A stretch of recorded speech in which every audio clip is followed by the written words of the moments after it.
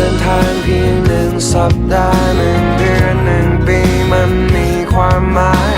ทำให้เติบโตเรียนรู้เข้าใจได้มากกว่าการเดินทางของฉันและเธอคือการเรียนรู้การเรียนรู้ของเรา2 คนคือความเข้าใจเธอเข้าใจและฉันเข้าใจก็ทำให้เรามั่นใจการเดินทางของฉันและเธอคือการเรียนรู้การเรียนรู้ของเรา2 คนคือความเข้าใจเธอเข้าใจและฉันเข้าใจก็ทำให้เรามั่นใจในสิ่งนั้น